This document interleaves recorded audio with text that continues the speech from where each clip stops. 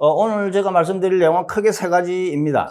첫째는 이제 한국의 근대와 대한민국, 한국 근대사 속의 대한민국 어떻게 볼 거냐라는 거고요. 두 번째는 이제 대한민국의 정체성, 오늘 본론이라고 할 수 있겠죠. 대한민국은 어떤 나라인가? 대한민국을 보는 여러 가지 시각이 가능할 텐데, 저는 이제 크게 두 가지 기준, 헌법이라는 거와, 헌법이라는 텍스트와 도상이라고 하는, 이따 말씀드리겠습니다만, 헌법과 도상이라는 두 가지 축으로 대한민국의 정체성을 살펴보고자 합니다. 대한민국은 어떤 나라인가 할 때 우리가 제일 많이 이제 의존하고 제시하는 것이 헌법이죠, 그죠? 헌법은 이제 대한민국의 최고 규범으로 명시적으로 문자로 표시되어 있으니까 정말 마음말로 빼도 박도 못하는 대한민국의 정체성이죠. 가장 중요한 건 사실입니다. 근데 오늘 제가 이제 말씀드리려는 거는 헌법만이 아니다. 헌법만 보아서는 대한민국을 알 수 없다. 또 어쩌면 헌법보다 더 중요한 정체성이 있을 수도 있다. 그 말씀을 이제 드리려고 하고요. 그 다음에 세 번째로, 그래서 그렇게 이제 대한민국의 정체성을 그렇게 이제 보고, 그래서 대한민국이라는 나라를 문명사적으로 보면 어떤 의미를 갖느냐, 이게 이제 일종의 결론이 될 수 있겠습니다. 오늘 제 말씀하기가 크게 요 세 덩어리가 되겠습니다. 첫 번째, 대한민국을 어떻게 볼 것인가부터 물어보지요. 대한민국은 어떤 나라인가요? 한반도 남부에 있는 근대국가, 5천년 한민족의 국가, 여러 가지 규정이 가능할 거예요, 그죠? 근데 우리가 이제 보통 보면 대한민국을 여러 가지로 또 부르잖아요. 가장 대표적인 게 근대국가, 모던 스테이트, 또는 국민국가, 네이션 스테이트, 또는 민주공화국, 등등이 우리가 소위 대한민국을 가리키는 형용들이잖아요. 대한민국은 근대국가다. 또 근대와 국민을 합쳐서 근대국민국가, 모던 네이션 스테이트라고 부르기도 하고, 또 민주주의 국가, 그리고 공화국, 여러 가지가 이게 다 대한민국의 규정일 거예요, 그죠? 이거를 이제 하나하나 좀 살펴보고자 합니다. 이 그림은 다 아시다시피 대한민국 국장, 나라 문장이라고 하죠. 대한민국의 국가 문장입니다. 나라마다 다 문장이 있잖아요, 그죠? 국가 문장이, 엠블렘이 있는데, 어느 나라든지 가면 그 국기 다음으로 문장이 중요해요. 문장을 되게 많이 사용해요. 근데 우리나라는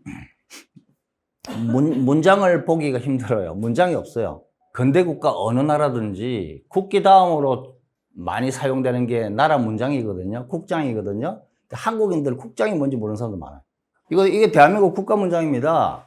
우리가 외국을 여행하면요, 그 나라 입국 심사대 딱 들어가면 그 나라 국가, 우리는 대영 제국이다, 우리는 프랑스 공화국이다, 딱 박혀 있습니다. 북한의 국가 문장에 수력발전소랑 막 배어 있는 거 아시죠? 조선민주주의인민공화국 국장이에요, 국장. 그 반일 국가인 북한이 어떻게 일본이 건설한 수력댐을, 스풍댐을 국장에 사용하는지는 참 아이러니이긴 하나, 그렇고요. 중국 국장 있죠. 오성홍기 말고 중국의 국장이 있고요.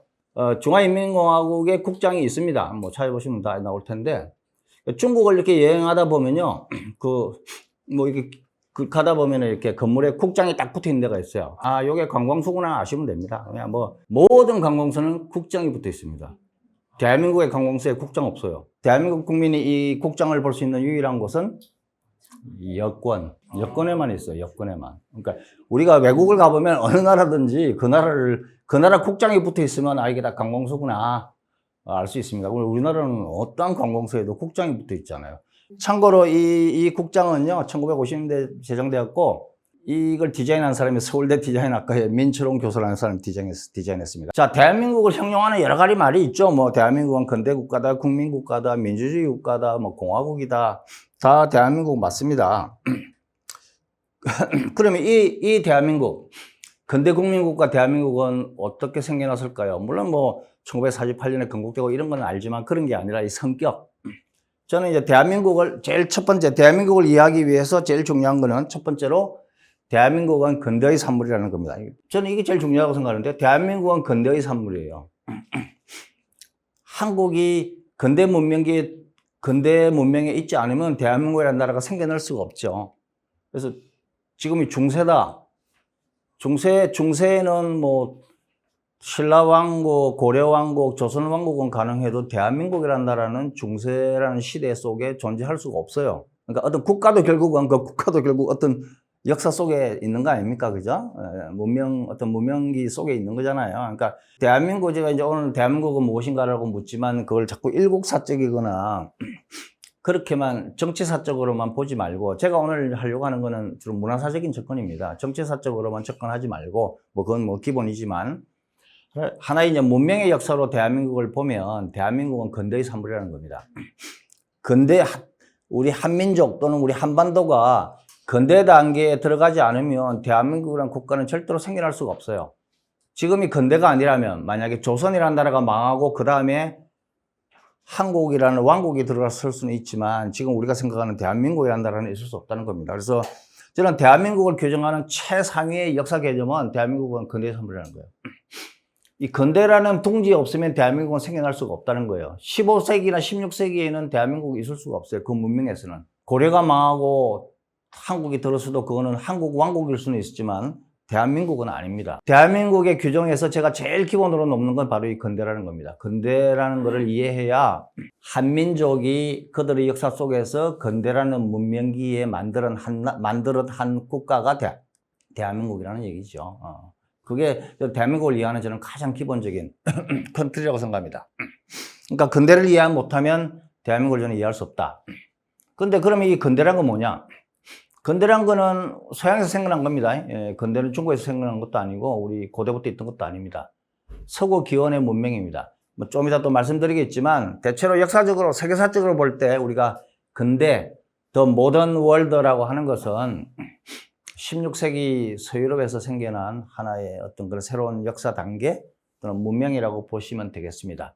그러니까 다시 말하면 대한민국은 언제 생겨났느냐보다 더 중요한 것은 대한민국이 생겨날 수 있는 세계사적 조건은 뭐냐고 할 때 서구의 근대라는 거죠. 그러니까 우리 한반도와 한민족이 서구 근대 문명을 수용하는 한 과정에서 건설한 국가가 대한민국이라는 겁니다. 그러니까 근대가 아니면 대한민국은 생겨날 수가 없다. 그래서 서구 근대에 대한 이해가 대한민국 이해의 저는 핵심이다라고 생각하는 겁니다. 뭐 16세기 이제 서양에서 근대가 생겨났다면 16세기 이후의 역사, 16세기부터 지금 21세기까지의 인류의 역사는 지난 500년은 근대 문명이 세계화되는 과정이에요. 세계화되는 과정, 글로벌라이제이션. 물론 이제 우리가 글로벌라이제이션이라는 말을 1990년대 이후에 이제 신자유주의 세계화를 가리키는 말로 많이 쓰지요. 신자유주의의 세계화도 물론 세계화지만 그건 좀 단기적인 이야기고, 사실 원래적인 의미, 거시적인 의미에서 글로벌라이제이션은 16세기 서유럽에서 발생한 근대라는 하나의 문명이 500년 동안 전 세계로 퍼져나간 과정이 세계화, 이게 진짜 원래 세계화입니다. 거시적인 의미의 세계화입니다. 대한민국은 세계화, 한국 근대화 과정의 일부예요. 16세기 서유럽에서 발생한 근대 문명이 19세기 후반에 한반도에 온 거예요. 근대 문명이 우리 한국에까지 오는데 300년이 걸린 겁니다. 그리고 우리 한국은 세계사적으로 볼 때 가장 뒤늦게 근대화된 국가고요. 어쨌든 근대 문명이 가장 늦게 도달한 지역입니다. 우리나라는. 어쨌든. 왜냐하면 서유럽에서 가장 멀리 떨어져 있으니까. 그죠? 예. 그러니까 이제 근대화된 지 이제 150년밖에 안 되는 거예요. 세계사적으로는 500년이지만 우리는 150년밖에 안 된 겁니다. 늦게 근대화가 이루어졌죠.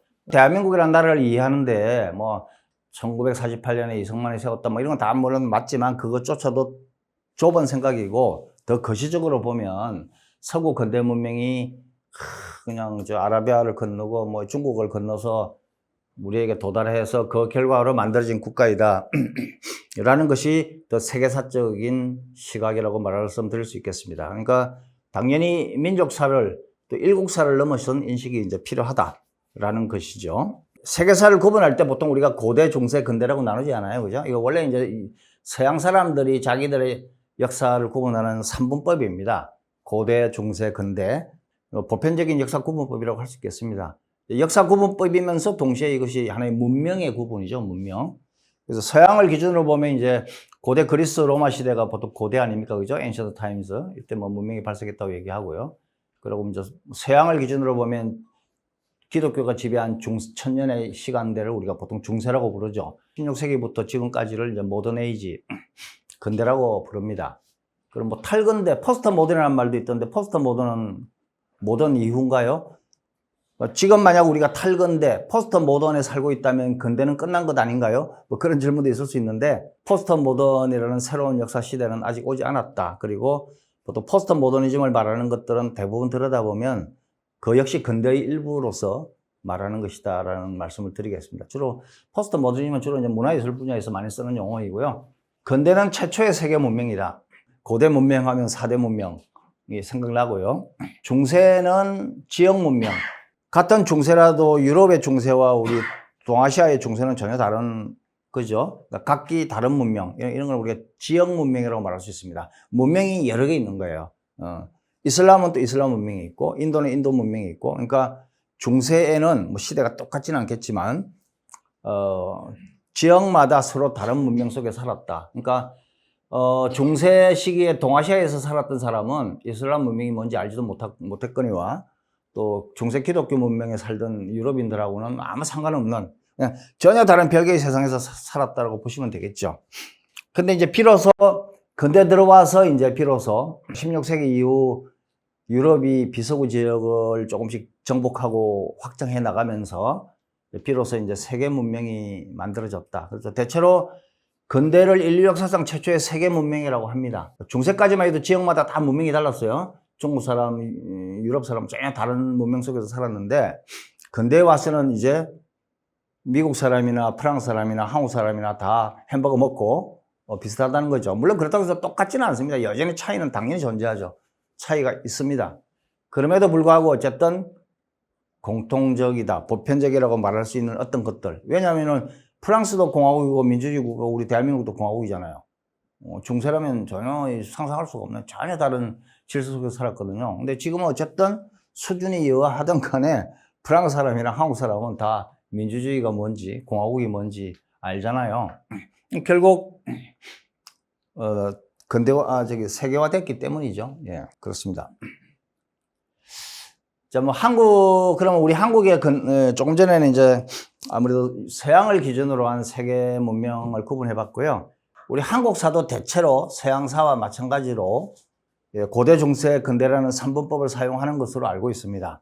그래서 우리 한국의 고대, 중세, 근대는 어떤가? 뭐 서양하고 반드시 일치하지는 않죠. 일치하지는 않지만 비슷하게 가는 그런 관점이 있는데, 제가 알기로 대체로 한국사에서 고대라고 말하는 거는 대체로 기원전 1세기 이전을 가리키더라고요. 그리고 이때는 이제 소위 북방 문명권, 아직 우리 한국이 중국 영향권에 들어가기 이전, 쉽게 말하면 이제 시베리아, 뭐 우랄 알타이 그쪽권, 시베리아의 샤머니즘 문명 같은 거하고 통하죠. 그런 시대였다라고 얘기합니다. 그래서 이때는 재정일치, 그죠? 재정일치. 종교 지도자와 정치 지도자가 같은 거죠. 쉽게 말하면 무당이 왕인 거예요. 바로 당군이 그렇죠. 당군이라는 말이 무당이란 뜻입니다.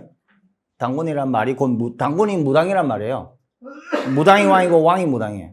정치 지도자면서 종교 지도자야. 제사장이에요. 이제 오늘날은 더 이상 그렇지 않지만 과거에 일본의 경우 일본 천황이 그런 거죠. 일본 천황은 제사장이면서 또 정치 지도자였죠. 고대에는. 지금 이제 그렇지 않지만.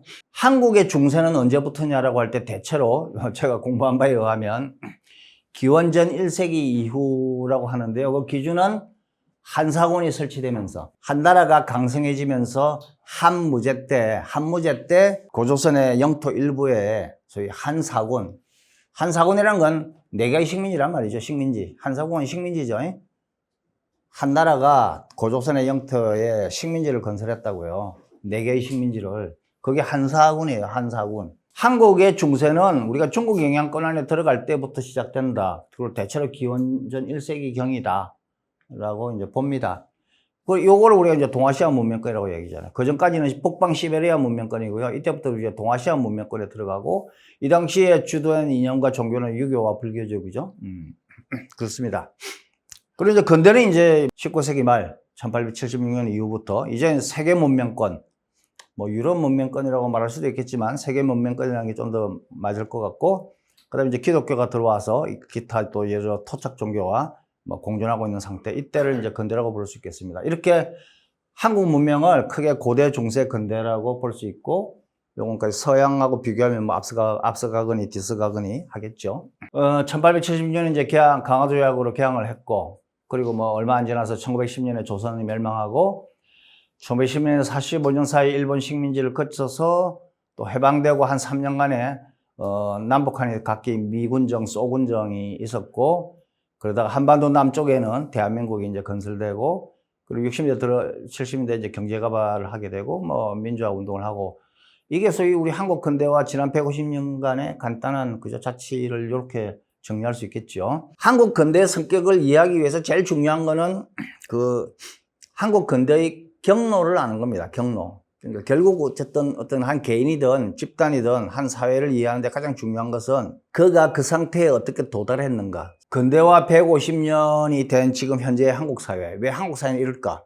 서양도 근대고 한국도 근대라는데 한국의 근대는 어떤 면에서 서양과 같고 어떤 면에서 서양과 다른가. 그 한국 사회를 그렇게 이해하는데 제일 중요한 건 저는 이제 한국이 근대화된 그 과정, 경로를 이해하는 거라고 생각해요. 경로를 알아야 어쩌다가 우리가 이 꼴이 되었나를 알 수 있는 거죠. 어쩌다가 어떤 길을 걸어서 여기에 도달했는가. 우리가 근대화됐다고 해서 우리가 영국이나 프랑스, 일본하고 똑같을 거라고 생각하면 이건 정말 착각이고요. 분명히 그 영향을 받은 건 맞지만 우리가 근대화에 도달하는 과정은 그들과 참 많이 다르다. 한국이 근대화된 거는 유럽이나 일본이 근대화된 거랑 다르다 이 말입니다. 그래서 한국의 근대의 성격을 알기 위해서 저는 가장 중요한 게 한국 근대화의 경로를 알아야 된다. 이걸 모르고 한국 근대가 유럽이나 미국과 똑같을 것이라고 생각하면 이거는 정말 착각이다 라는 말씀을 드리고 싶습니다. 한국이 근대화된 경로는 두 가지입니다. 한국 근대화의 특수성은 하나는 외부로부터 근대화된 거죠. 당연하죠. 한국의 근대화는 우리 한국 사회의 자기 발전 과정에서 한국 사회가 자기 발전하는 과정에서 조선으로부터 발전해서 뭐 자본주의가 발전하고 시민사회가 형성되고 뭐 해서 근대화가 된 게 아니잖아요. 우리 한국의 근대화는 외부로부터 총격에 의해서 근대화된 거거든요.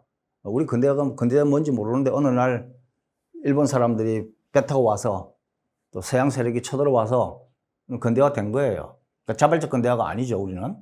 외부에 의한 근대화. 그러니까 제일 중요한 거는 외부로부터의 근대화라는 겁니다. 우리의 근대화는. 자발적 근대화가 아니에요.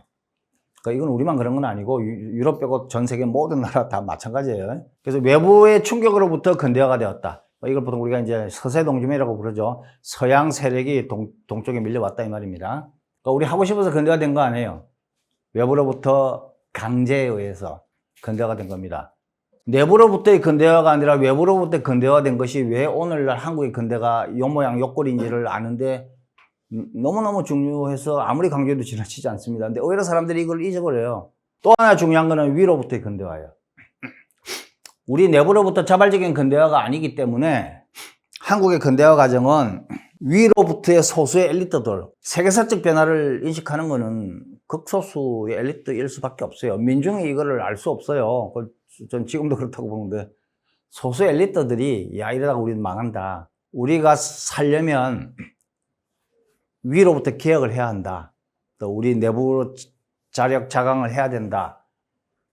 이래서는 우리가 안 되겠다. 쿠데타를 일으켜서 정권을 잡아서라도 강제로 김옥균의 갑신정변이 그런 거잖아요. 소수의 위로부터 근대화예요. 우리나라는.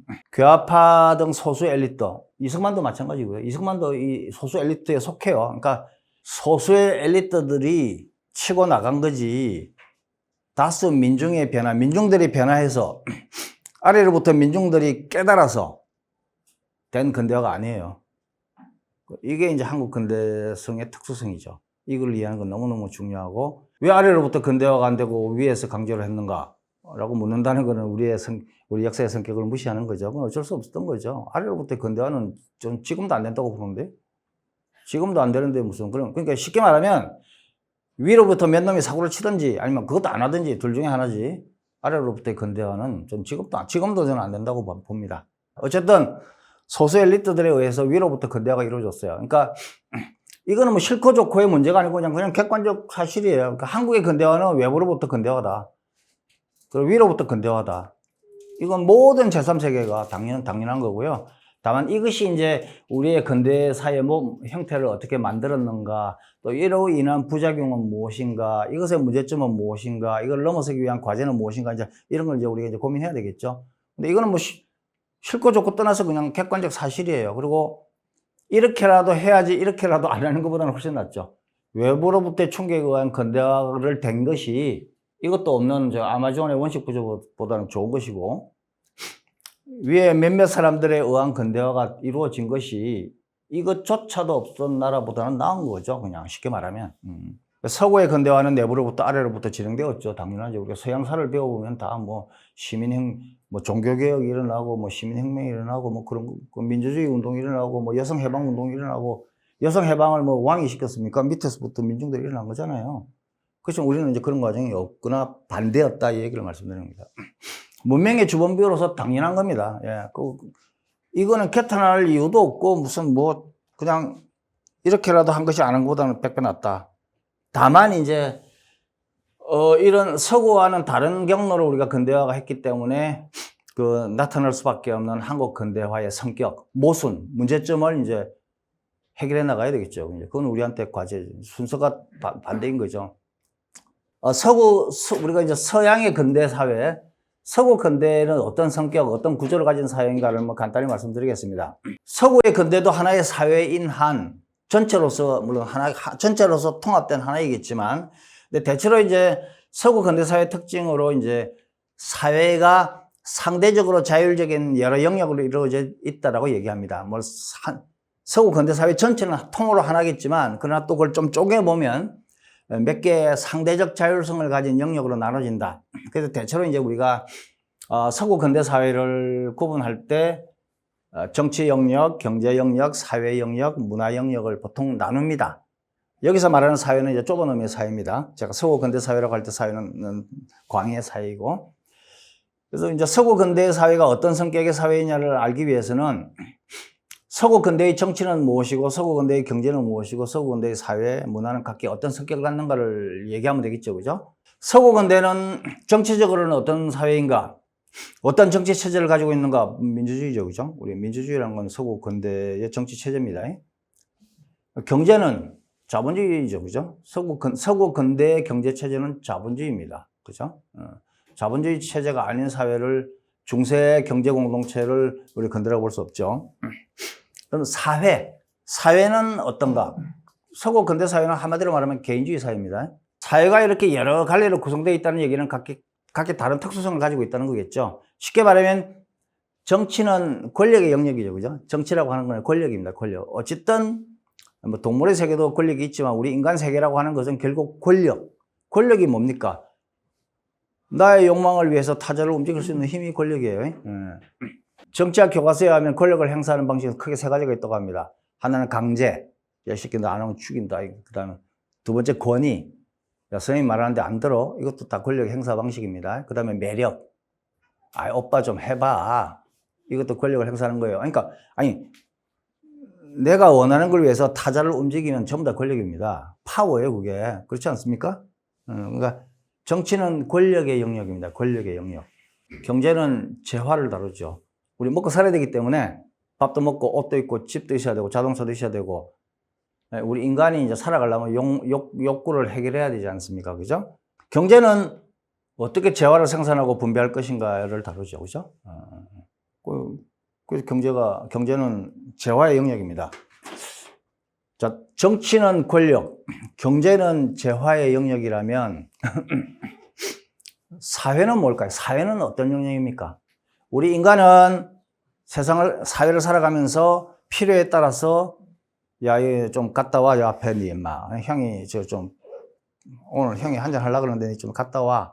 나의 이익을 위해서 타자를 움직이기도 해요. 그 권력이 큰 사람도 있고 작은 사람도 있지만, 아무리 별 볼 있는 사람도 권력이 하나도 없는 사람은 없어. 조그만 거라도 있긴 있어. 뭐, 대통령 정도 되면 굉장히 많겠죠. 어쨌든 그런 걸 우리가 권력이라고 부릅니다. 재화는 하루에 한 끼를 먹는 사람이라도 먹어야 살기 때문에 재화를 공급해줘야 살 수 있죠. 사회는 무엇일까요? 인간이 하는 행위 중에 무엇에 속할까요? 사회는 관계의 영역입니다. 릴레이션십의 문제입니다. 어쨌든 우리가 사회라고 부르는 것은 두 사람 이상의 인간이 사는 거를 사회라고 부르기 때문에 일단 이 인간이라는 존재는 두 명 이상이 존재하면 그들 간에 관계가 형성됩니다. 이 세상에 두 명의 인간이 있으면 그 둘은 친구거나 적이거나 원수거나 뭐 아버지 아들이거나 하여간 뭐 뭔가가 관계가 있는 거예요. 그죠? 아무 상관없는 인간이란 없습니다. 그들은 상호작용을 하게 돼 있습니다. 이게 사회입니다. 서구 사회는 인간관계가 어떻게 되어 있을까요? 개인주의 사회죠. 개인이 사회를 구성하는 가장 중요한 소입니다. 집단보다 개인을 중요하게 생각하는 게 개인주의예요. 개인주의는 우리 한국인이 죽었다 깨어나도 이해 못하는 게 개인주의인데, 그래서 근대화가 안 되는 겁니다. 반쪽밖에 안 되는 거예요. 한국인들은 개인주의를 이기주의와 동일하게 생각하는데, 그거는 개인주의에 대한 완벽한 오해입니다. 개인주의는 이기주의가 절대로 아닙니다. 개인주의를 이해하지 못하면 저는 절대로 우리 근대화 안 된다고 생각합니다. 그 다음에 문화가 있죠, 문화. 문화는 무엇을 다루는 영역일까요? 문화는 밥도 아니고, 권력도 아니고, 관계도 아니고, 문화는 무엇일까요? 인간이 하는 짓 중에 무엇에 해당될까요? 네, 생활 양식과 밀접한 관계가 있죠. 그러니까 뭐 권력, 재화, 관계처럼 딱 한 단어로 말하라고 한다면 저는 문화는 의미라고 말했어요. 의미. 그러니까 인간이란 존재는 동물하고 달라가지고 똑같은 행동을 해도 의미가 다를 수 있어요. 어떤 문화권은 안녕 이렇게 하는데 어떤 문화권은 이렇게, 그러니까 이렇게 하는 게 빠이빠이의 의미를 가지고 있는 문화권도 있고요. 우리 한국에서는 이렇게 하면 오라는 뜻이잖아요. 똑같은 행동을 해도 의미가 다를 수 있다는, 미닝이 다를 수 있다고요. 인간이라고 하는 것은. 그죠?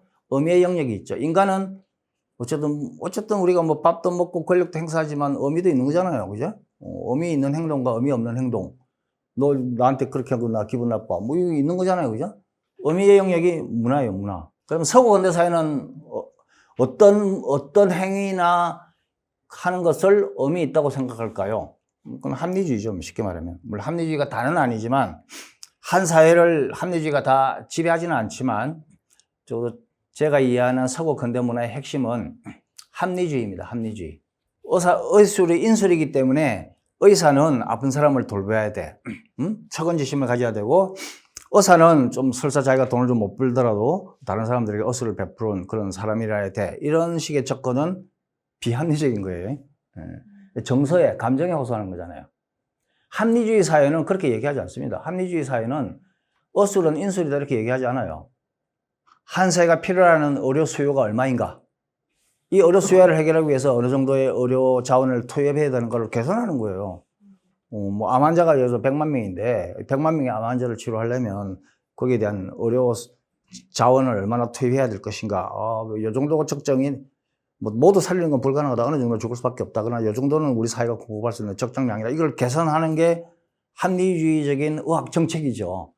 근데 우리 한국같이 비합리주의적인 사회는 그런 걸 따르지 않고 네가 희생해라, 봉사해라, 사랑을 베풀라, 의술은 인술이다. 이런 접근을 하는 거. 이런 걸 이제 비합리주의 사회라고 말합니다. 그 막스 베버가 이제 한 유명한 합리성이란 계산 가능성이다. 유명한 막스 베버의 명제가 있죠. 무엇이 합리적이냐? 계산 가능한 거. 정치적으로는 민주주의, 국민에게 주권이 있는 민주주의 체제를 택하고 있고, 경제적으로는 교환을 통한 자본주의. 그 사회는 개인의 주권을 최고로 강조하는 개인주의 사회이고, 문화는 합리적인 사회이고, 이게 서구 근대 사회의 구조입니다. 그럼 한국 사회는 어떠냐? 한국의 근대를 외부로 또 수입한 거야. 수입했기 때문에 오리지널하고 똑같지는 않아요. 비슷한데 다른 것도 많아. 자, 무엇이 같고 무엇이 다른가를 아는 것이 한국 근대 성격을 아는 거겠죠. 그래서 제일 제가 볼 때 우리 한국의 지식인들, 한국 사회의 지식인들의 제일 문제는 한국 사회와 서구 사회의 동일성과 차이를 구분 못하는 게 저는 제일 문제라고 생각해요. 대부분 서구 사회와 한국 사회가 똑같다고 생각하거나, 그건 또 하나의 편향인데, 또는 정반대로 우리는 서구 사회와 다른 우리의 독자적인 게 있다. 이런 게 일종의 국수주의인데, 저도 명색이 지식인을 자처하지만, 제가 볼 때 한국 지식인의 거의 99%는 두 가지 편향 중에 하나에 빠져 있다고 생각해요.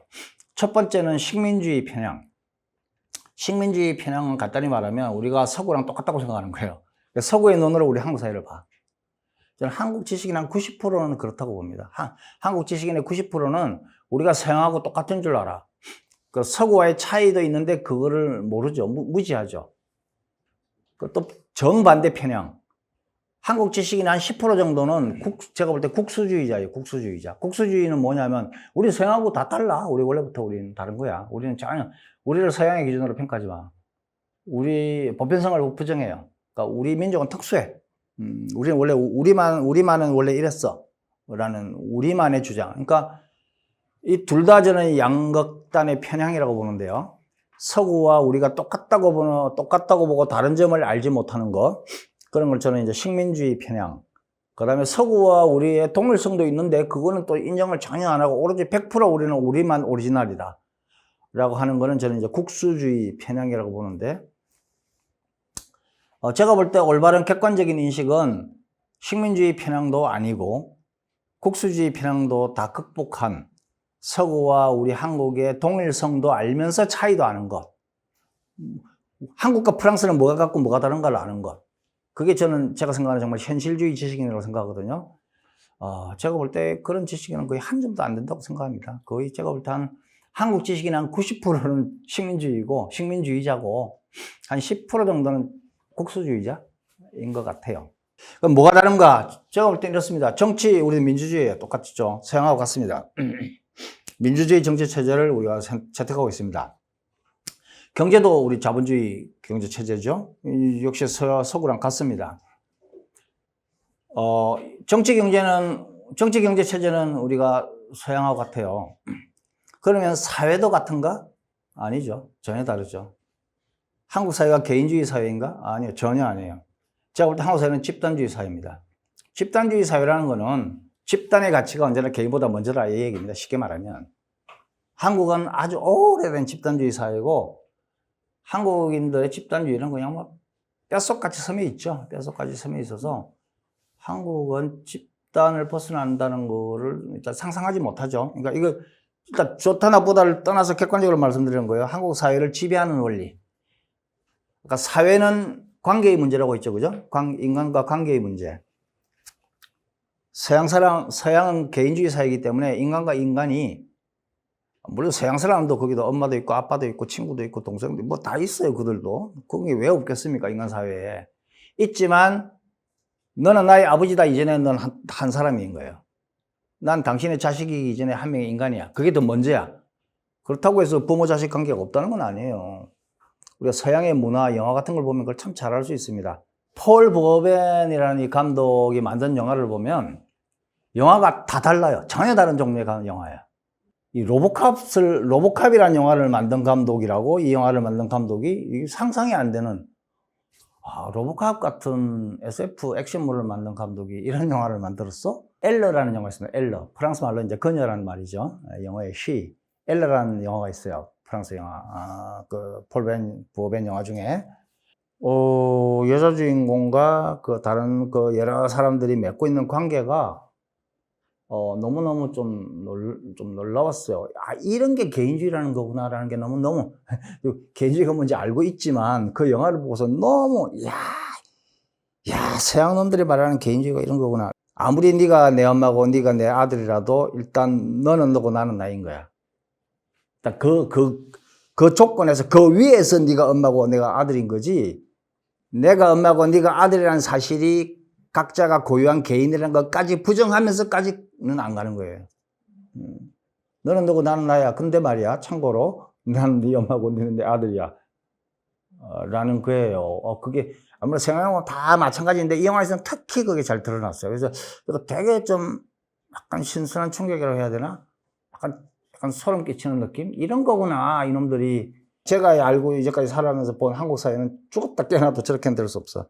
한국인들에게 의미 있는 삶이라고 하는 것은 어쨌든 합리적이지는 않습니다. 비합리주의입니다. 저는 한국 근대는 이런 구조로 되어 있다고 봐요. 그러니까 사회를 구성하는 네 개의 자율적인 영역들이 각기 다른 성격을 가지고 있다. 서양의 정치, 경제, 사회 문화는 아까 앞서 말씀드린 그런 특성을 갖고 있습니다. 그럼 한국의 정치, 경제, 사회 문화는 이런 특성을 갖고 있습니다. 자, 서양과 비교했을 때 어떤가요? 정치, 경제 체제는 같아요.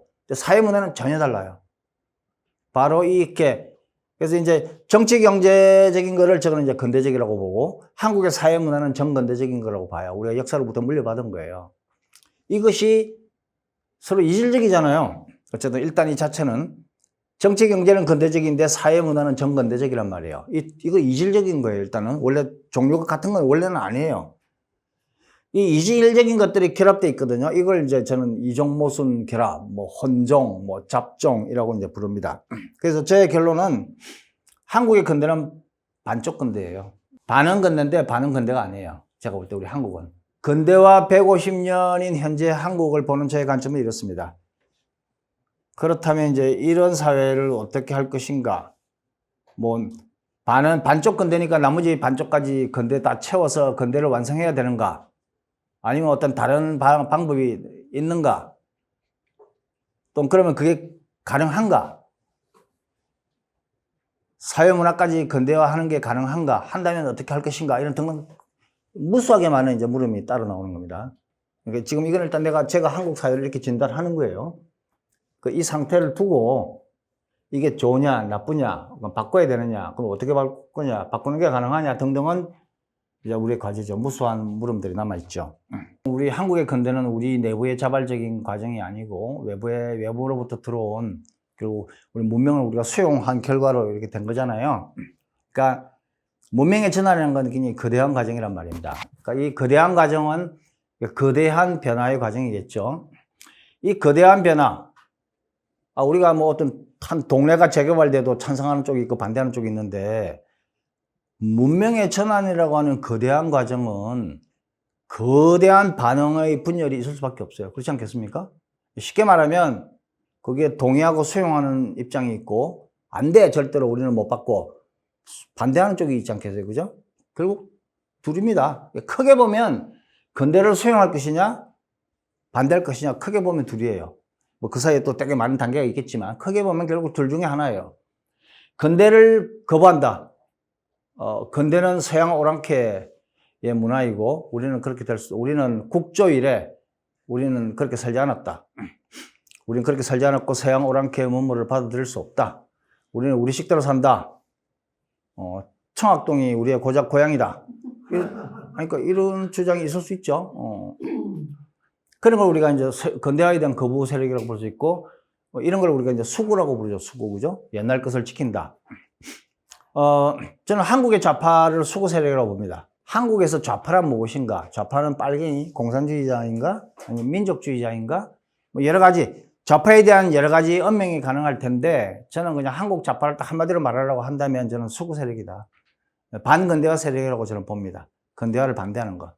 우리 민족끼리, 그게 최고다는 게. 그게 저는 좌파의 본질이라고 저는 생각하고요. 반대로 이제 그걸 수용하는 거. 근대 문명이 새로운 문명이고 또 진보적인 문명이다. 우리도 근대화 돼야 된다. 우리도 근대화를 받아들여야 된다. 상투를 잘라야 된다. 그러니까 뭐 이런 게 이제 수용이겠죠. 그죠? 수용이 개화 아니겠습니까? 그죠? 거부하는 게 수구라면 수용하는 거는 개화파예요. 개화파. 그래서 이게 우파라고 봅니다. 저는 한국 우파의 본질은 개화파다. 개화파가 한국 우파의 원조도 시조다라고 저는 봅니다. 한국인을 세 가지 종류로 나누는데 첫째는 수구좌파. 말씀드린 것처럼 근대화는 서양 오랑캐 문화가 우리는 그렇게 살 수 없어. 우리는 우리의 삶이 있어. 우리 것을 지키자. 이게 이제 반근대화죠. 저는 이걸 이제 수구좌파라고 부릅니다. 물론 한국에서는 보통 진보좌파라고 부르죠. 진보좌파. 저는 진보좌파란 말은 정말 잘못된 말이다. 진보좌파라는 말이 없어지기 전에는 우리 제대로 된 근대화가 저는 될 수 없다고 생각합니다. 수구좌파 할 수 있습니다. 하나의 이념은 선택할 수 있죠. 그렇지만 그거는 적어도 진보는 아니다. 반근대화 세력은 수구좌파라고 불러야 맞다. 그리고 현재 한국에서 좌파라고 불리는 세력은 사실은 진보가 아니고 수구다. 이게 이제 제 관점입니다. 그 다음에 이제 보수우파가 있어요. 보수우파는 뭐냐? 정치 경제적 근대화를 받아들여. 우리가 앞서 제가 얘기했죠? 한국의 근대는 정치 경제 체제는 근대적이지만 사회 문화는 반근대적이라고. 그래서 한국의 근대는 반쪽 근대라고 말씀드렸죠? 그 반쪽 근대를 수용하는 사람이 보수우파예요. 제가 볼 때는. 그래서 한국의 보수우파, 대부분 우리가 우파라고 부르는 사람들이 그냥 우리가 우파라고 부르는 사람들이 보수우파입니다. 그냥. 이들은 정치 경제적 근대화. 이승만이 대한민국을 건국하고 박정희가 경제 개발한 거 얼마나 위대한 거예요. 찬양하고 이걸 개성해야 된다고 생각합니다. 저도 동의합니다. 다만 근데 한국의 보수우파는 사회문화적 근대화에 대해서 무지해요. 사회문화적인 근대화가 없으면 정치 경제적 근대화는 절대로 지속 가능하지 않다라고 저는 봅니다. 이승만의 대한민국과 박정희의 경제개발이 사회문화적 근대화 없이 지속 가능할까? 저는 가능하지 않다고 봅니다. 솔직히 말하면 좀 이제 약발이 끝났다고 봅니다. 그동안 대한민국을 만든 것만 해도 위대하죠. 절대로 그걸 폄하하지 않습니다. 수구좌파, 보수우파 말고 이제 제가 하는 한국의 제3의 이념. 저는 이걸 이제 진보우파라고 부릅니다. 진보 좌파라는 말은 쓰지만 진보우파라는 말을 쓰지 않는데 저는 진보우파가 있어야 한다라고 봅니다. 제가 생각하는 진보우파는 말 그대로 정규직 경제 사회 문화의 전면 근대화 세력을 저는 진보우파라고 부르고자 합니다. 이런 진보우파가 한국에 있느냐? 거의 없다라고 봅니다. 그러니까 제가 생각할 때 한국 사회의 앞으로 진로는 진보우파를 어떻게 만들어내느냐에 달려있다고 저는 생각합니다. 진보우파를 만들어내지 못하면 한국의 근대화는 여기서 아마 무릎을 꿇지 않을까 싶습니다. 대한민국이 한국 최초의 근대국가인가? 꼭 그렇지 않습니다. 그리고 대한민국이 한국 근대의 마지막 국가인가? 절대로 그럴 일 없을 거예요. 국가의 역사보다 문명의 역사가 훨씬 기니까요. 하나의 문명은 여러 국가들의 명멸의 역사입니다. 그럼 대한민국은 이 근대, 아직 근대 150년밖에 안 됐지만, 근대라는 문명화 과정을 한번 상상해 볼 때, 대한민국은 어디쯤 있을까? 몇 번째일까? 어느 정도를 차지할까? 대한민국도 언젠가는 망할 거 아니에요. 그러니까 대한민국이 망하면 그 다음에는 어떤 단계의 국가가 올까? 하는 역사적 상상력입니다, 이거는. 저는 이제 한국인이 경험한 최초의 근대 국가는 일본 제국이라고 생각합니다. 식민지 조선, 우리가 1910년에 이제 일본의 식민지가 됐잖아요. 식민지 조선에서 이제 경제적 근대화가 이루어졌죠. 어쨌든 경제적 근대화가 이루어졌습니다. 조선 민사령 등등 해서 재산권이 보장됐어요. 조선시대에 그 민중들에게 재산권 없었습니다. 일제시대에 재산권이 부여됐고, 이 재산권은 총독이라도 못 뺏어가는 거예요. 이 경제적 근대성입니다. 어쨌든. 근대성을 이루는 정치, 경제, 사회 여러 가지 중에 그 하나는 이루어졌다는 겁니다. 일제시대에. 그 이제 뭐 이거와 관련해서 소위 말하는 우리 여기 이승만 학당에 계신 분들도 있지만 식민지 근대화론 등등해서 굉장히 많은 논쟁이 있죠. 이건 저는 인정해야 된다고 보고요. 그래서 한국인이 경험한 최초의 근대 국가는 우리가 만든 국가는 아니지만 일본 제국이었다라고 저는 생각합니다. 그래서 저는 아주 조금이지만 근대화의 맛을 봤죠. 그런데 이제 일본 식민지로부터 45년에 해방되고 48년에 대한민국이라는 이제 정말 최초로 그 민족 국가를 세웠잖아요, 우리가. 그럼 대한민국을 근대 문명이라는 과정에서 보면 대한민국이 성취한 것은 무엇인가? 또 민주주의 국가를 만들었고 경제적 근대화에 성공했어요, 그죠? 저는 대한민국은 정치 경제적 근대화를 한 국가라고 봅니다. 사회적 근대화를 했는가? 못했어요. 문화적 근대화를 못했어요. 앞으로 할 가능성이 있을까? 모르죠. 모릅니다. 모르지만 저는 아마 없을 거라고 생각해요. 자, 근대화라는 거는 롱 레볼루션이거든요. 긴 혁명 과정입니다. 그리고 보통 문명의 시간은 보통 몇천 년간이에요. 몇천 년. 문명의 시간은. 문명은 200년이 아니고요. 보통 몇천 년씩 가거든요. 한국의 중세를 아까 제가 이제 기원전 1세기부터 계산하면 기원전 1세기부터 한국의 중세라고 말하면 19세기 말에 이제 근대화가 시작되잖아요. 그러니까 한국의 중세는 대략 한 2000년쯤 되는 거예요. 기원전 1세기부터 19세기까지 한 2000년 정도가 한국의 중세입니다. 한국의 중세 기간 동안 몇 개의 나라가 있었죠? 조선만 있었나요? 아니죠. 고려도 있었죠. 고려만 있었나요? 아니, 신라도 있었죠. 삼국이 있었죠. 중세 2000년이라는 시간 동안 여러 개의 국가가 생겼다가 사라지는 거예요. 그건 너무나 당연한 거예요. 원 시빌라이션, 원 컨트리 없어요. 문명이란 문명한 국가보다 훨씬 긴 거예요. 한국의 근대 문명도 아마 대한민국이 마지막은 아니겠죠? 대한민국도 언젠가는 망할 거 아니겠습니까? 대한민국 다음 국가는 어떤 국가이고 그 국가는 무엇을 성취해야 되는가? 물론 알 수 없죠. 알 수 없지만 우리가 하는 개념으로 역사적 상상력을 발휘해 볼 수 있죠. 대한민국은 근대화의 과제 중에 반쪽 근대화를 달성했다. 저는 정치 경제적 근대화를 달성한 대한민국을 저는 위대한 국가라고 생각합니다. 이 두 개 달성한 것도 어딘데요. 아까도 그런 말, 세계사적인 관점에서 보면 비서구 국가 중에 정치 경제적 근대화를 달성한 국가도 아주 드물어요. 대한민국은 그 소수에 속합니다. 그렇지만 사회문화적 근대성은 저는 요원하다고 봅니다. 대한민국이 살아있는 동안 사회문화적 근대화마저 달성할 수 있을까? 모르지만 굉장히 힘들 거라고 저는 봅니다. 두 번째는 이제 대한민국의 정체성에 대한 이야기. 그럼 마지막으로 이제 근대문명 속에서 대한민국의 의미를 말씀드리고자 하는데요. 대한민국은 어떤 나라인가라고 했을 때 저는 중고로 삼을 수 있는 게 크게 두 개라고 생각해요. 하나는 헌법, 하나는 도상.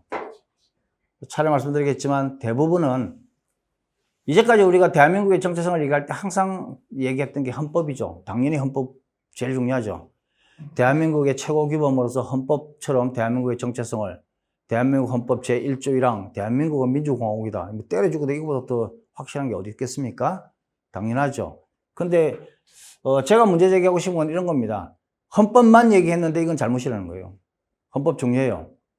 근데 헌법만 가지고 대한민국의 정체성을 얘기할 수 없다. 헌법은 정치 경제적 근대성을 규정하고 있습니다. 정확하게 말하면. 그러니까 헌법이 대한민국의 최고 규범이지만 좀 더 분석적으로 보면 헌법에서 규정하고 있는 대한민국의 정체성은 정치적 정체성과 경제적 근대성이지 헌법에 국민들은 서로 이렇게 사이를 맺고 사세요라는 거 없어요. 헌법에 할 수 있는 것도 아니에요. 그러면 민법에 의해서 할 수 있는 거지.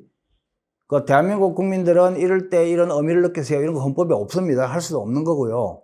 그러니까 굳이 말하자면 헌법은 대한민국의 정치적 정체성과 경제적 정체성을 규정하고 있습니다. 정치 경제를 한 묶음으로 하고 사회 문화를 하나의 묶음으로 할 경우 굳이 이거의 관계를 말해야 된다면 이렇게 말씀드리고 싶어요. 사회 문화는 정치 경제를 재생산하는 장치라고. 그러니까 사회 문화적인 근대성이 뒷받침되지 않으면 정치 경제적인 근대성은 재생산될 수 없어요. 지속 가능하지 않아요. 저는 이미 한국이 그런 단계에 접어들었다고 보고요. 대한민국은 이승만이 세우고 박정희가 발전시킨 정치 경제적 근대성을 재생산할 장치를 가지고 있지 않다고 저는 봅니다. 제가 정말 주장하고 싶은 건 이런 거예요. 이제 더 이상 대한민국의 정체성을 얘기할 때 헌법만 갖고 얘기하지 말자. 헌법의 중요성 절대로 부정하지 않습니다. 그러나 이거는 반쪽이다. 도상에 대한 대한민국 한국인들의 영혼을 지배하고 있는 도상에 대한 이해가 없으면 우리는 우리 스스로 대한민국의 이해가 반쪽짜리밖에 지나지 않는다. 도상이란 무엇인가? 뭐 아이콘. 우리 보통 아이콘이라고 하는 거예요. 예, 원래 이제 라틴 말 이콘이죠, 이콘. 뭐 이콘이라는 건 원래 기독교의 성화를 이콘이라고 원래 부르죠. 거기서 이제 아이콘이라는 말이 온 겁니다. 그러니까 대한민국 헌법은 근대적인 것이고 텍스트고 대한민국의 신체적인 특징을 규정하고 있어요. 헌법은 대한민국의 신체적인 조건을 규정하고 있습니다. 뭐 키 180이고 뭐 혈액형 뭐고 이런 거가 신체적인 특징을 헌법은 규정하고 있습니다. 헌법을 보면 대한민국의 신체적 외형을 알 수 있어요. 그런데 실제 한국인들이 그렇게 사는가는 좀 다른 얘기라는 거죠. 마키아벨리가 군주론에서 사람들이 어떻게 살아야 된다는 것과 실제로 어떻게 사는 것은 다른 얘기다라고 얘기했습니다. 헌법에서 대한민국이 어떻게 규정되어 있는 것과 한국인들이 실제로 어떻게 사는 건 다른 얘기예요. 그럼 실제로 한국인들이 살아가는 것을 규정하는 건 뭔가? 도상이라는 거예요, 도상. 그래서 저는 이 두 가지 겹으로 이제부터 대한민국의 정체성을 얘기할 때 우리가 이 두 겹의 눈을 가지고 저는 봐야 된다는 얘기고요. 근데 이 두 가지가 이제 불일치한다는 거죠, 제 얘기는. 이제까지 계속 얘기했던 근대성과 정근대성의 불일치랑 같은 얘기입니다. 대한민국의 정체성은 분열되어 있습니다. 헌법 대한민국은 우리 너무나 잘 알고 있어요. 대한민국은 민주공화국이다. 대한민국의 국채와 정체. 대한민국은 키 170이고 62kg이다. 라고 규정되어 있죠, 그죠? 대한민국의 주권은 국민에게 있다. 주권재민. 예. 규정되어 있습니다. 대한민국의 혈액형은 O형이다. 그럼 이게 단가요? 아니잖아요. 도상 대한민국 있죠. 옛날 문재인 대통령 때 그 인도네시아 대통령이 우리나라 방한했어요. 창덕궁에서 열린 공식 행사 사진입니다. 자, 뭡니까 이거? 문재인 있고 옆에 인도네시아 대통령 있고 양쪽에 문무백관이 청룡기 뭐 이런 거 주작 뭐 현무 이런 사신기를 들고 있어요. 이거 어떻게 생각하십니까 이 사진을? 이거는 이제 외국 국가 원수가 방문했을 때 이거는 국가 공식 행사입니다. 이런 걸 국가 공식 행사라고 해요. 공식 행사는 이거 자체가 국가의 행위입니다. 대한민국은 민주공화국이고요. 그러니까 이거는 문화 행사가 아니에요. 그러니까 공식 행사 끝난 뒤에 문화 행사에서 뭐 윷놀이를 하든 뭐 그네를 뛰든 그거 아무 상관없습니다. 그거는 우리 전통 문화니까. 근데 이거는 국가의 공식 행사, 공식 공화국과 공화국이 만나는 거예요. 요즘 보니까 이제 우리나라 화폐에 왜 조선 사람밖에 없냐고 문제 제기하는 사람들이 요즘 조금씩 생겨나는 것 같긴 합니다. 그걸 보면서, 아, 사람들이 이제 뭔가 좀 잘못됐다는 걸 느끼긴 하나 보다 하는데, 이런 것들이 이제 우리가 도상 또는 상징이죠. 그죠? 이게 국가 상징이라고 하는 건데, 전부 다 조선시대 것이에요. 그 이제 제가 이제 이 얘기를 자꾸 하는 이유가 그냥, 아예 뭐, 헌법이 중요하지 뭐 이건 그냥 뭐 그림은 좀 저럴 수도 있잖아 뭐 그림 좀 틀릴 수도 있지 뭐 이렇다고 해서 당장 뭐 우리가 진짜 뭐 그런 건 아니잖아고 얘기하는데 저는 천만에 그건 천만에 절대로 우리가 잘못 알고 있고 어쩌면 헌법보다 이것이 더 대한민국을 지배하는 그리고 저는 이게 너무 정확해서 오히려 소름 끼쳐요. 이게 틀린 게 아니고요. 한국인의 사회 문화의식이 이거랑 똑같아요. 이거를 우습게 넘기면 그냥 웃기는 겁니다. 그냥 웃기는 일이 돼버리는 거예요. 이거 우습게 볼 일 절대로 아니고요. 저는 헌법이든 그러니까 헌법을 도상하고 똑같은 측면에서 우리가 봐야 되고 어떤 면에서는 대한민국을 실제로 움직이는 거는 도상일지도 몰라요. 한국인들의 머릿속에는 도상이 지배하고 있다. 뭐 국기 얘기 좀 하겠지만 뭐 국가 문장 봉황이 그려져 있는데 옛날에 주윤발이랑 공리가 나온 그 중국 영화 황후화라는 영화 있었어요. 황후화라는 영화가 있는데 거기 보면 이제 공리가 황후로 나오거든요. 예, 공리가 이렇게 관을 쓰고 있는데 그 관이 봉황관이에요. 봉황관. 봉황은 원래 중국에서 황후를 상징해요. 황후. 용은 황제를 상징하고 봉황은 황후를 상징해. 대한민국 대통령 문장이 황후야. 어떻게 봐야 할까요? 뭐 태극기는 조선의 국기예요. 최초로 국기를 사용한 나라는 조선이고요. 예, 그러니까 그때 뭐 강화도 조약 이후에 뭐 일본이 수신사로 가고 할 때 그때 사용한 건데 태극기라는 우리의 국기가 뭡니까? 이게 이제 이게 뭐예요? 이게 태극 무늬가 이거 주역에 나오는 거잖아요. 그리고 그 사괴, 음양, 팔괴 이거 뭐 음양오행설 주역 유교의 경전이 주역이잖아요. 주역이 유교의 경전 아닙니까? 유교 경전에 나오는 음양과 그거를 도해해 놓은 거예요. 쉽게 말하면 태극기는 성리학적 이념의 도해물이에요.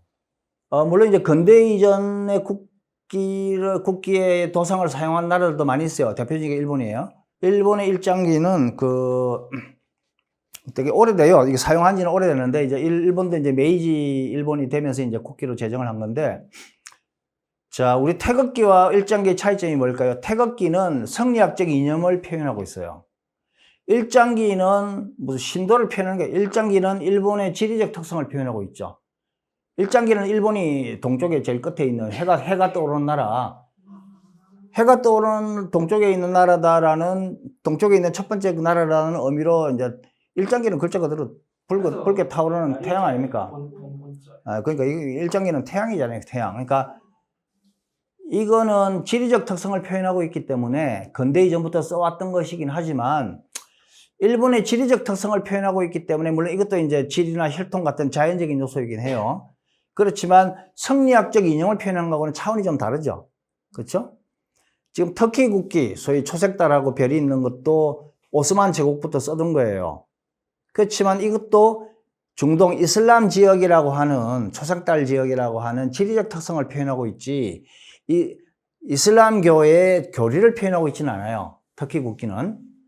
그러면서 터키 국기나 일본 국기는 다 지리적 특성을 표현하고 있어. 그러니까 근대 국가 이념이 들어있지는 않지만 지리적 특성을 표현하는 것으로 그친다는 거지. 근데 우리 대한민국의 국기는 지리적 특성을 표현하는 게 아니고 뭡니까? 성리학적 이념을 표현하고 있잖아요. 대한민국이 성리학 국가입니까? 그럼 태극기는 대한민국의 국기로서 부적절한가? 아니요, 매우 적절해요. 왜? 대한민국이 사회문화적으로 정건대 사회라는 걸 잘 보여주고 있으니까. 조선과 대한민국의 정신적 연속성을 증명하고 있잖아요. 아까 지금 선생님 말씀하신 것처럼. 그러니까 이거를 증명하고 있다고요, 조선과 대한민국의. 태극기라는 관점에서는 조선이나 대한민국이 같은 나라잖아요. 그죠? 보편성을 갖잖아요. 성리학적 보편성. 그렇잖아요. 그러면 우리나라 헌법은 그러면 대한민국은 조선을 개성한다고 되어 있어야지 왜 민주공화국이라고 되어 있습니까? 그러니까 제 얘기는 형식 논리적으로 볼 때 헌법에 규정된 대한민국과 이 태극기가 보여주는 대한민국이 일치하지 않는다는 얘기를 하는 거예요. 그럼 여기에 맞추면 헌법을 바꿔야 되고, 헌법에 맞추면 이걸 바꿔야 되는 거죠. 그렇지 않아요? 일단 두 개가 말하고 있는 진술하고 있는 내용이 다르다는 말입니다. 어쨌든 두 개가 일치하지 않는다. 그래서 이게 결국 이제 제가 앞으로 한국이 어떻게 되느냐는 얘기랑 연결되는데, 우리는 선택해야 돼요. 태극기를 기준으로 정치 경제 체제를 맞출 것인지, 정치 경제 체제에 맞게 도상을 바꿀 것인지. 그러니까 제 얘기는 지금 이 둘이 불일치한다는 겁니다. 불일치한다. 어쨌든. 그러면 우리가 상식적으로 생각할 때 어떤 두 개의 사물이 일치하지 않는다고 할 때 우리가 볼 때 바람직한 것은 일치하는 것을 좋다라고 우리가 전제한다면 어느 하나에 맞춰야 될 거 아닙니까? 그러니까 일치하는 상태를 우리가 정상적이고 바람직하다고 본다면 물론 일치 안 할 수도 있지. 인간 세상이 뭐 다 그렇고 그렇지 뭐 이렇게 삽시다라고 하면 뭐 더 할 말 없어요. 없는데 제 얘기는 우리가 어떤 것이 통일된, 심지어 5천만 명의 인간이 살아가는 한 국가의 이념이 어떤 정체성이 분열되어 있다고 할 때 그것이 통합된 것이 좋다라고 우리가 전제한다면 이놈을 요놈에게 맞추든지 요놈을 요놈에 맞추든지 둘 중에 하나여야 된다는 겁니다. 저는 이것이 앞으로 대한민국의 진로와 관계된다고 봅니다. 자, 대표적인 공화국인 프랑스를 예를 들어보죠. 우리 프랑스 길게 얘기는 안 하겠습니다만 다 잘 아시죠? 프랑스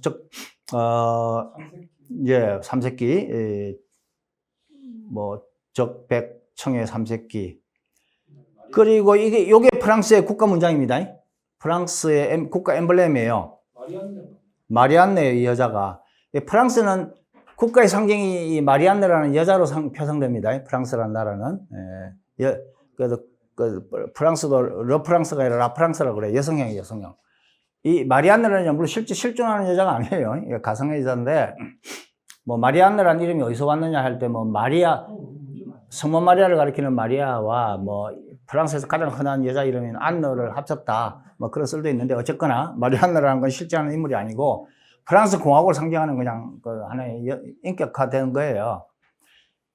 프랑스 국가 이름이 뭡니까? 리베르 때, 에갈리 때, 프라테르니 때 아니에요. 자유평등 박애. 레퍼블리케 프랑세죠. 프랑스 공화국. 이게 프랑스 국가의 문장입니다. 아까 우리나라 국가 문장 이렇게 있었잖아요. 프랑스에 가면은요, 그냥 이게 붙어 있으면 그냥 공공기관이구나라고 아시면 돼요. 공공기관도 종류가 많겠지만 그건 나중에 하시고, 일단 이게 있으면 여기는 개인집이 아니구나, 회사가 아니구나라고 아시면 돼요.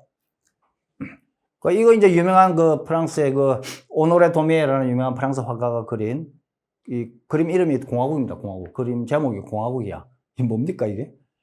이 여자가 마리안느겠죠, 그죠?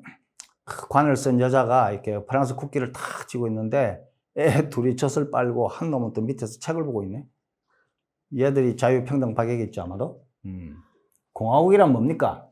자유평등 박애를 키우는 거지. 프랑스 공화국은 그냥 이런 나라예요, 우리나라는. 그러니까 프랑스 직접 가보고 참 충격적인 게 우리나라도 주민센터 가면 태극기는 다 걸려있긴 한데 전 처음에 프랑스 가서 보고 프랑스가 이렇게 프로파간다 국가였나 깜짝 놀랐어요. 그냥 딱 붙어 있어. 우리는 프랑스 공화국이야. 우리 국시는 자유평등 박애야가 그냥 관공서에 들어가면 그냥 딱 붙어 있어요. 그냥 툭. 이런 나라구나. 맨 앞에 모든 건물의 이마박에 딱 붙어 있습니다.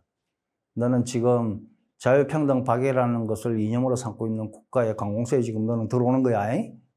뭐 때문에 왔는지는 모르지만 네가 하여간 이거 알고 와라. 프랑스는 딱 어디든지 가면 이게 프랑스야, 이게 공화국이야 라고 딱 적혀 있어요. 여러 말을 할 필요가 없어. 헌법하고 일치해요. 헌법이랑 똑같아. 프랑스 헌법 제1장 2조에 보면 2항에 국가의 상징은 적법적이에요. 삼국 삼색기다. 국가는 라 마르세이에즈다. 공화국의 국시는 자유평등 박애다. 끝이에요. 그림하고, 그러니까 제가 계속 반복해서 말씀드리는 거는 헌법과 도상이 일치한다 이 얘기를 말씀을 드린 거고요. 우리 대한민국은 헌법과 도상이 일치하지 않는다 그 말씀을 드리는 거예요. 그리고 일치하는 것을 바람직하다고 생각할 때 우리의 대한민국의 선택지는 두 개라는 겁니다. 대한민국을 상징하는 도상들, 태극기부터 시작해서 온갖 그런 것들, 정근대적인 도상에 대한민국의 현실을 맞추거나 북한처럼 되겠죠. 아니면은 대한민국 헌법에 현실을 맞추거나 둘 중에 하나잖아요. 그러니까 그렇지 않습니까? 선택은 둘 중에 하나잖아요. 만약에 둘을 통일시켜야 한다면 산업혁명, 박정희의 이제 근대화, 조국 근대화라는 것도 혁명으로 봐야죠. 혁명 과정, 하나의 혁명 과정으로 볼 수 있습니다. 뭐 그렇게 보지 않을 하등의 이유가 없다고 봅니다. 네. 그 다음에 이제 세 번째, 우리가 이제 대한민국의 역사를 크게 봤을 때 건국, 그 다음에 이제 산업화, 부국, 그 다음에 또 이제 민주화라고 하는, 어쨌든 뭐 한국인들이 공유하는 대표적인 대한민국의 서사는 크게 그거 아닙니까? 산업화와 민주화에 성공한다라. 그지? 대한민국을 건국하고 그 다음에 산업화가 있었고 그 다음에 또 민주화가 이루어졌다. 이게 이제 건국서사, 산업서사, 민주서사가 이제 대한민국의 대표적인 그 서사인데, 이 세 번째, 이제 민주화 운동을 어떻게 볼 거냐, 되게 중요한 문제고 핵심적인 문제입니다. 민주화 운동을 보는 시각은 크게 두 가지죠. 하나는 자유민주주의 운동으로 보는 시각. 자유민주주의 운동으로, 쉽게 말하면 우파 독재에 한 거에서 자유민주주의를 쟁취하는 운동이었다고 보면 민주화 운동은 근대화 운동의 일환입니다. 그죠? 그렇게 볼 수 있죠. 그러나 반대로 민중민주주의 운동, 대한민국의 자유민주주의 체제를 독재 타도라는 말로는 독재 타도를 외쳤지만 실제 그 내용은 대한민국의 자유민주주의 체제를 부정하는 좌파 독재로 기울었다라고 보면 이거는 민중민주주의 운동으로 봐야 하고, 이렇게 되면 민주화 운동은 반근대화 운동이라고 볼 수 있겠죠. 그죠? 이승만, 박정희가 만드는 대한민국의 결손 부분, 이승만, 박정희가 어떤 부분은 성취했지만 어떤 부분은 성취하지 못하고 권위주의 통치로 기울었던 그 부작용을 해소해서 대한민국의 민주주의를 한 단계 더 발전시킨 자유민주주의 운동으로 볼 것인가? 아니면 독재 타도라는 미명하에서 사실은 역사를 거꾸로 되돌린 이 반자유주의 운동으로 볼 거냐가 저는 민주화 운동을 보는 가장 근본적인 시각의 차이라고 보고요. 저는 후자라고 봅니다. 아까 말씀드렸지만 저도 좌파 출신이지만 저는 처음에 당연히 90년대 민중문화운동을 할 때 이거는 저는 민주화 운동의 일환이라고 생각했고, 제가 생각하는 민주화 운동은 자유민주주의 운동이었어요. 근데 점점 시간이 지나면서 보니까 자유민주주의가 아니야, 이게. 민중민주주의 운동으로 일탈하고 있죠. 그래서 이건 아니다. 이거는 민주화 운동이 아니다. 이것은 근대화 운동이 아니다. 그래서 근대화주의자인 저는 이제 더 이상 동의하지 못하고 그 대열에서 일탈했는데, 뭐 아마 대충 아시겠지만 지금도 이제 뭐 민주화 운동 동지에 이런 것도 있고, 소위 왕년에 운동을 했던 구좌파들 간에 이제 이 분열이 있습니다. 그죠? 그때 나도 민주화 운동 한 사람인데, 그때 나는 이걸 생각하고 하지 않았다. 나는 더 이상 여기 동의하지 않는다. 나는 이탈하겠다. 제가 그런 사람입니다. 그런 사람이 있고, 이것이 올바른 방향이다. 계속 이쪽으로 가야 된다고 주장하는 사람이 있고, 저는 지금 대한민국의 가장 근본적인 균열은 이거라고 보는데요. 이걸 어떻게 볼 거야? 어느 쪽에 쓸 거냐? 어느 쪽으로 볼 거냐? 계속된 근대화를 볼 거냐? 아니면 반근대화에 의한 반동화를 볼 거냐? 이게 지금 핵심이라고 봅니다. 그래서 대한민국 혁명의 구조는 아까 한국 근대 구조랑 똑같지요. 대한민국은 정치혁명을 이룬 나라고 경제혁명을 이룬 나라입니다. 그러나 사회혁명, 문화혁명은 없습니다. 사회혁명과 문화혁명이 뭐냐도 아직 모릅니다. 그냥 정치혁명, 경제혁명을 이루면 우리 위대한 이승만 각하, 위대한 박정희 각하만 하면 대한민국의 정치, 경제 체조가 계속 될 거라고 생각하지만 저는 절대로 그렇게 생각하지 않습니다. 지속 가능하지 않고 재생산 될 수 없습니다. 왜? 사회문화혁명이 부재하기 때문입니다. 제가 볼 때 대한민국에는 두 개의 길이 있어요. 성취하지 못한 사회문화적 근대화를 마저 해서 전면 근대화를 할 것인가? 즉 자유민주주의를 확대할 거냐? 아니면 사회문화적 그 전근대성에 정치경제적 근대성을 맞출 것이냐? 그러면 민중민주주의로 되돌아가는 거죠. 전근대화. 그러니까 지금 대한민국에는 전면근대화냐, 전근대화냐, 그 두 개의 길이 좀 남아있다라고 생각합니다. 그리고 우리 의지도 의지지만 무엇이 더 어느 쪽이 더 힘이 강한가, 어느 쪽이 더 협입력이 있는가를 우리 생각해 봐야 되고, 또 세계사적인 경로도 우리가 생각해 봐야 됩니다. 사회문화적 근대화는 정치기준적 근대화의 재생산 장치. 사회문화적 근대화가 이루어지지 않으면 정치-경제적 근대화는 물거품이 될 수도 있음. 사실 저는 지금 점점 이쪽으로 빨려 들어가고 있다고 우리 생각합니다. 근대 문명화 과정이라는 역사적 간난을 견디지 못하면 정근대 사회로 퇴행, 반근대 혁명, 북한과 이란을 보면 압니다. 자꾸 사람들이 베네수엘라처럼 된다는데 베네수엘라가 아니라 북한과 이란이 더 가깝습니다. 대부분의 비서구 사회는 근대화에 미달하거나 퇴행합니다. 솔직히 말해서 기존의 고대와 중세 문명을 참고하면 한국 근대 문명의 역사도 아마 몇천 년은 갈 것이다. 그 전에 망하지 않는다면요. 그 몇천 년의 시간을 대한민국이 다 채우지는 못할 거예요. 모든 국가들은, 국가들도 자기 운명이 있으니까요. 반근대 혁명의 사례 대표적으로 북한과 이란을 들 수 있습니다. 북한은 북한도 자기들이 혁명국가라고 얘기해요. 북한도 자기들이 혁명국가라고 말합니다. 조선혁명이라고 말합니다. 북한은 조선혁명으로 건국된 나라라고 자기들이 스스로 얘기해요. 북한의 현실을 어떻게 볼 거냐도 여러 관점이 있겠지만 저는 유교 원리주의 국가라고 봅니다. 북한은 사회주의, 공산주의 국가 아니야? 유교하고 뭔 상관이야라고 할지 모르지만 어버이 수령을 모시는 거가 그게 유교예요. 어버이의 말씀을 따르는 거. 근대 혁명이 있으면 반근대 혁명도 있는 거예요. 그렇죠? 모든 운동은 작용과 반작용이 있는 것입니다. 한쪽 작용만 있는 운동은 없어요. 모든 운동에는 작용이 있으면 거기에 대한 반작용이 있는 것입니다. 혁명에는 반혁명이 있는 거예요. 대한민국이 혁명이라면 반대한민국 혁명도 있는 거예요. 그리고 어느 게 더 강한지는 그 여러 가지 정세에 따라서 결정되겠지만 저는 북한이나 이란 대표적인 반근대 혁명이에요. 이거 뭐 아주 예외적이고 놀라운 얘기 아닙니다. 얼마든지 일어날 수 있습니다. 북한은 조선혁명이라고 하는 게 이게 성리학 혁명이에요. 뭐 성리학이라니까 뭐 너무 뭐하게 생각하시는데 성리학이 뭔데요? 가부장적인 수령이 다스리는 아버지 말씀 듣고 하는 게 성리학이죠. 이슬람 마찬가지잖아요. 지금 이슬람 옛날로 돌아갔지 않습니까? 이것이 드문 일일까요? 저는 꼭 그렇게 보지 않습니다. 대한민국이 기로에 서 있다고 생각해요. 기로에. 하루아침에 금방 결론이 나지는 않겠지만 결국 전면근대화로 가든지 아니면 정근대화로 가든지 둘 중에 하나입니다. 길게 보면. 물론 이 과정이 몇백 년 걸릴 수도 있어요. 그러나 어쨌든 논리적으로 보면 둘일 수밖에 없어요. 논리적으로 보면. 그렇지 않아요? 논리적으로는 결국 이 둘밖에 없잖아요. 1차 근대화 완성하든지 아니면 1차 근대화는 이미 완성됐고 정치 경제적 근대화를 저는 1차 근대화라고 봅니다. 그래서 사회문화적 근대화는 2차 근대화인데 지금부터 이걸 할 거냐 말 거냐가 우리에게 남아있죠. 2차 근대화 실패하면 대한민국은 정근대적인 국가로 퇴행하게 되고 정근대 국가로 돌아가는 것은 그렇게 놀라운 얘기가 아니다. 역사에서는 얼마든지. 그리고 근대 문명이라는 거대한 과정에서 볼 때 역사는 단선적으로 나아가지 않습니다. 역사는 전진했다가 후퇴하고 얼마든지 가능합니다. 얼마든지 후퇴 가능하다는 생각을 우리 해야 돼요. 한국의 근대주의자, 우파들에게는 저는 사실 지금 좀 결단의 시간이라고 보는데요. 더 시간을, 우리에게 얼마나 시간이 많이 주어져 있을지 저는 모르겠습니다. 그러니까 1차 근대화의 완성이 언제까지 버텨줄지 저는 잘 모르겠어요.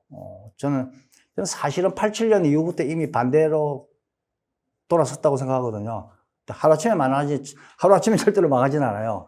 저는 87년 이후부터 이미 근대화 경로에서 저는 이탈했다고 봅니다. 대한민국 혁명 내에서 사회문화적 혁명이 달성 가능한가? 대한민국 국가 내에서 대한민국 혁명이 근대 혁명의 한 과정임을 인식하고 우파 스스로가 혁명 세력을 자각해야 된다. 그러니까 우리나라에서는 좌파가 혁명을 얘기하는데 사실은 우파가 자기들이 혁명했다는 사실을 몰라요. 저는 우파의 앞으로 희망은 우리가 혁명 세력이라고 자처하고 나가야 된다고 생각해요. 우리가 이제까지 한 것이 혁명이었어. 그리고 혁명 과업을 개성해야 된다. 너무 이런 워딩이 우파하고 안 어울리고 이상하지만 생각해보면 저는 이게 맞다고 보거든요. 우파야말로 혁명 과업을 개성해야죠. 결론은 그렇습니다. 정치 경제적 근대화만 갖고는 안 된다. 사회문화적 근대화가 되어야 이제까지 대한민국이 70년간 구축했던 체제가 지속 가능하다. 그렇지 않으면 역사를 보면 얼마든지 물거품 될 수 있다. 그런 걸 알아야 되고요. 만약에 우리가 근대화 주체 세력, 근대화 혁명 세력임을 자처한다면 그래서 앞으로 이제 제가 진보 우파, 혁명 우파라고 부르는 세력을 어떻게 구축할 것인가가 앞으로 과제가 돼야 된다.